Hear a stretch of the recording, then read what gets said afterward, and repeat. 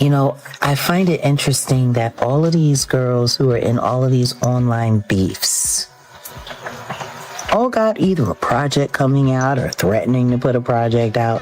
It's wild. It's like they're taking all of this weirdo gossip and, they're doing it for clout. There is no Diddy tolerance. This is a no Diddy zone. So anybody that says anything that's pro Diddy, yeah. Bye. Yeah, we don't get no fucks about the diddler. Landmark worldwide indeed. Now, what did Claressa do? She decided to become a part of a farce that is destroying that she ran from and is still running from. White girl, you plant. You ain't nothing but a plant. And I'm gonna prove it. And that's why you with Pep. Because he's a plant. I'm about to bust you open.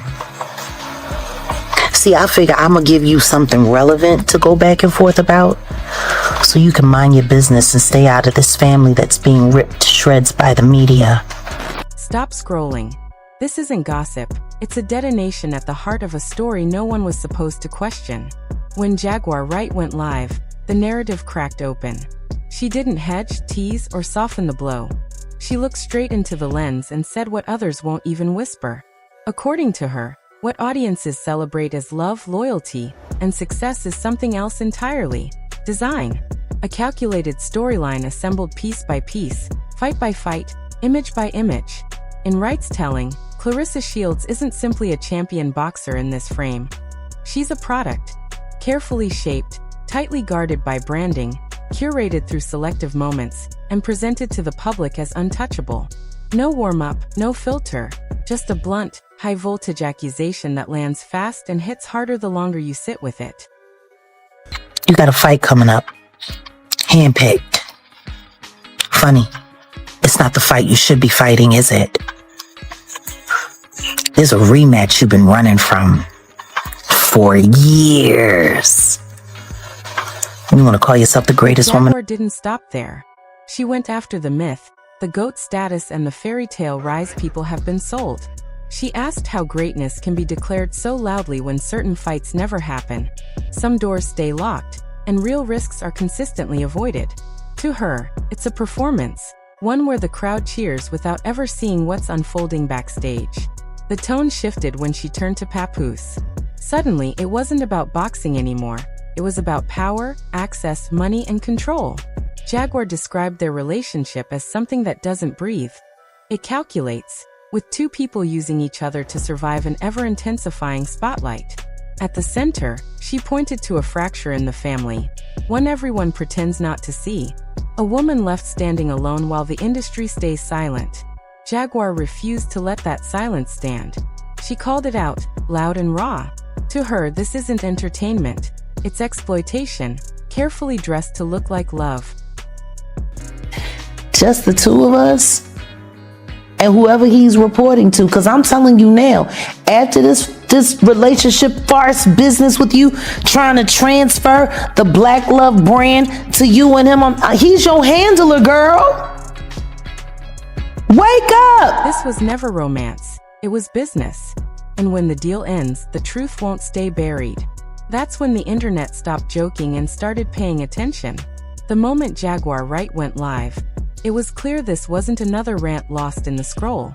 There was precision in her tone, a sharpness that didn't feel like clout chasing, but like someone dragging a buried truth into the light. She skipped greetings and went straight in, naming what most people won't touch: the image, the narrative, the machine behind it. According to Jaguar, what people see in Claressa Shields isn't just raw talent or hard-earned success. It's a finished product shaped by a system designed to manufacture greatness while concealing flaws. Every win, every headline, every post, she argued, fits a setup that knows how to spotlight brilliance while hiding the cracks. Jaguar didn't deny Shields' skill. That wasn't her point. She questioned the path, the protection, the selective fights, the doors that always open while others never do. To her, it goes beyond boxing. It's branding disguised as legacy. And when she addressed that GOAT label, her tone sharpened. How is a crown earned so easily when the story behind it remains so tightly controlled? But that's okay, because every time you get punched in the head and you get a little slower, that's great for Papoose. Because now he don't have to explain to you how he's robbing you. He can just do it and notice that you'll just be sitting there, just the two of us, and he be gone with the damn money. You better watch your pocket. How do you call someone the greatest when the toughest fights never happen? When the matchups that could truly test the narrative are quietly avoided, and every meaningful risk is reduced while the victories are polished and amplified for the spotlight? That was the question at the center of Jaguar Wright's explosive commentary, and it wasn't framed as curiosity, it was framed as a challenge. To her, this wasn't strategy or careful career management. It was manipulation. It was marketing disguised as dominance, a carefully constructed image sold to the public as unquestionable greatness. Jaguar argued that Claressa Shields' rise doesn't resemble the chaotic, punishing, and unpredictable path that most elite fighters endure. Instead, she described it as something more controlled, something curated.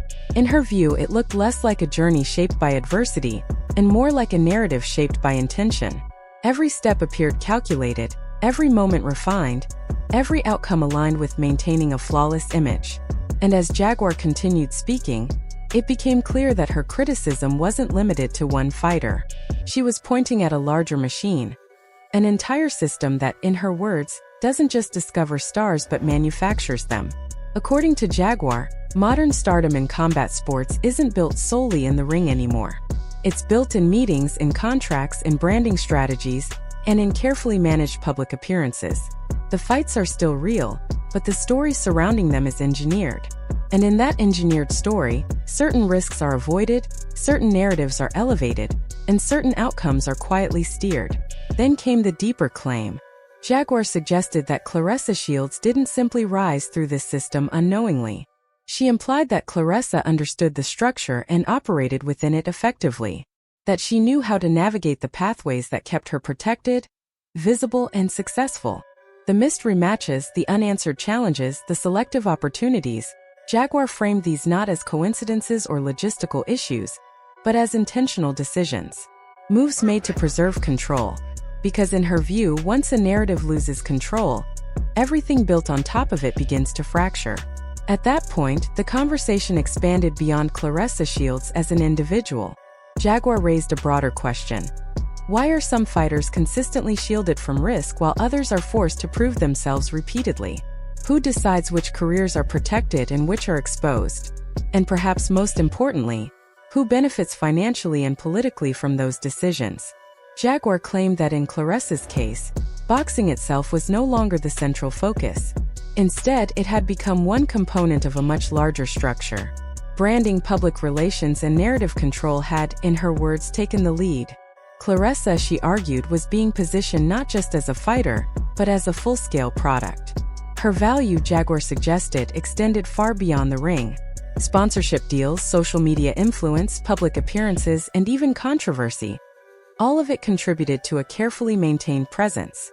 The athlete became a brand, and the brand required protection. Because once a brand reaches a certain level, maintaining its image becomes just as important as maintaining performance. And that is where Jaguar introduced Papoose into the discussion. She didn't approach him gently, nor did she frame him as simply a supportive partner. Instead, she described him as strategic, someone who recognized opportunity and positioned himself accordingly. According to Jaguar, Papoose's connection to Claressa wasn't rooted in romance in the traditional sense. She framed it as alignment, a mutual arrangement where both parties stood to gain something valuable. She claimed his public relevance had quieted over time, and that his association with Claressa brought renewed visibility, access, and influence.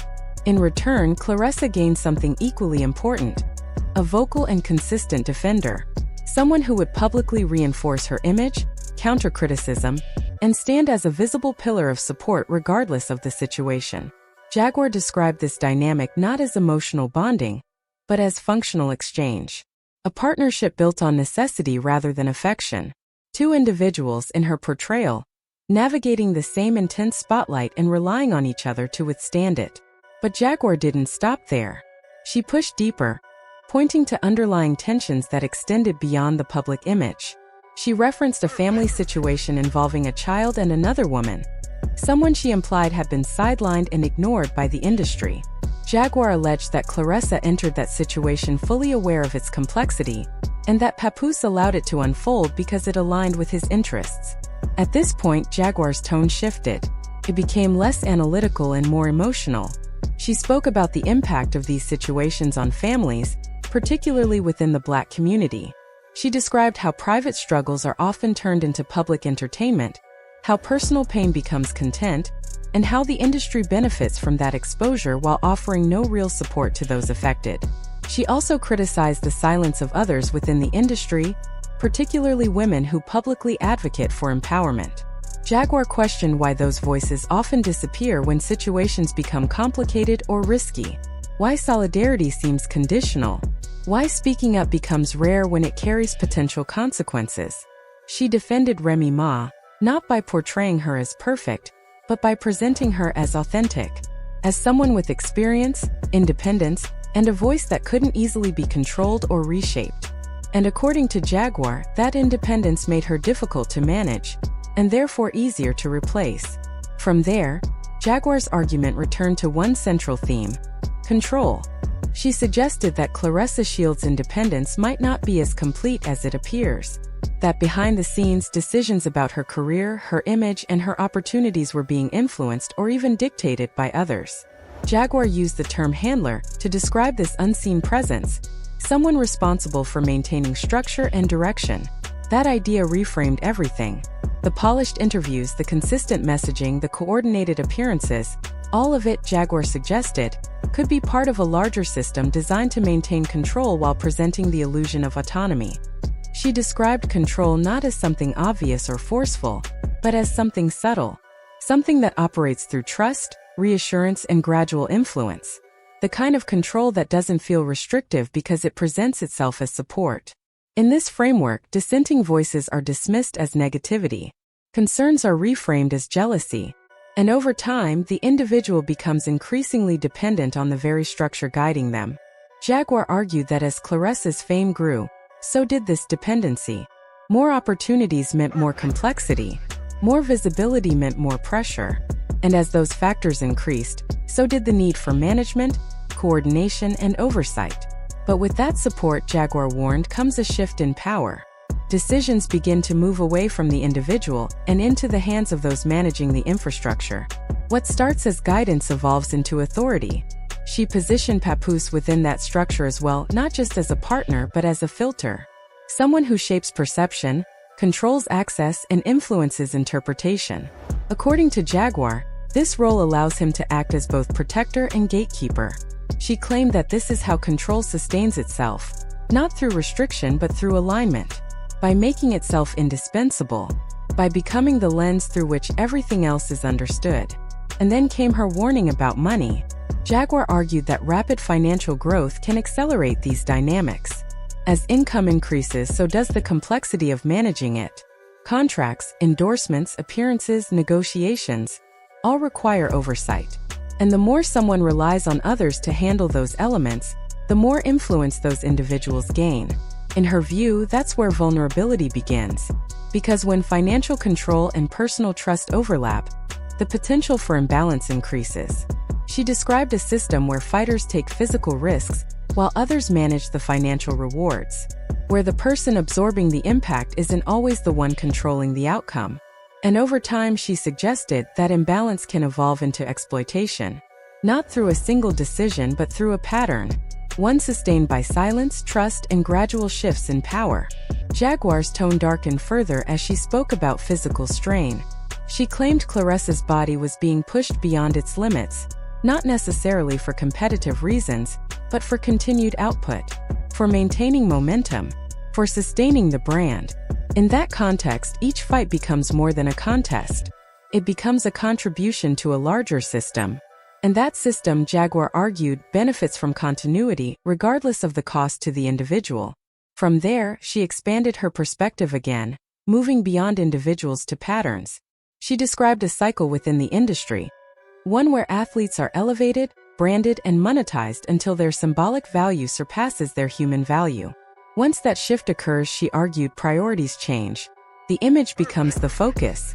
The person becomes secondary. She returned to Remy Ma once more, describing her as collateral damage in a larger process. Someone whose presence disrupted the structure, and whose removal allowed it to function more smoothly. Jaguar questioned why more people didn't speak up, why discomfort was ignored, why silence prevailed. And she framed that silence not as neutrality, but as participation. As her message continued, it shifted from analysis to prediction. Jaguar described what she believes happens next in systems like this: not dramatic collapse, but gradual erosion. Support begins to fade. Communication weakens. Narratives shift. And eventually, the structure that once provided protection begins to withdraw.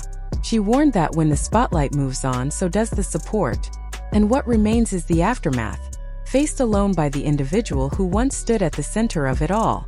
Her message at that stage was no longer just criticism. It was caution, a call to look deeper, to question appearances, to understand that visibility and control are not the same thing. By the end, Jaguar's tone settled into certainty. She wasn't presenting possibilities. She was presenting what she believed to be inevitabilities, patterns she claimed to have seen before, outcomes she believed were already in motion. She turned her attention to the audience, challenging not just those involved, but those watching. Fans, peers, observers, anyone who consumes the narrative without questioning it. Silence, she argued, is a choice. And often it's a choice made to preserve access, comfort, or proximity to power. She described the way stories are shaped, how certain individuals are protected, how others are discredited, and how narratives are adjusted to maintain stability. She returned to the idea of performance, the carefully curated images the public displays, the consistency of messaging. She described it as theater, as something designed to project unity while concealing complexity. And then she closed with a warning. Every system built on imbalance has a limit. Every arrangement has an expiration point. And when that point is reached, the truth doesn't explode. It surfaces slowly. It appears in fragments, in contradictions, in silence. And once it begins to emerge, it cannot be contained. Jaguar framed this not as speculation, but as pattern recognition. A cycle she believes repeats across industries, across careers, across public lives. In the end, she reduced the entire situation to a single question: who benefits? Because in her view, that question reveals everything else. Who gains, who loses, who speaks, and who stays silent? Her conclusion was stark. This isn't just about boxing. It isn't just about relationships. It's about systems, how they operate, who they serve, and what they cost. And once you begin to see those systems clearly, she suggested, it becomes impossible to ignore them.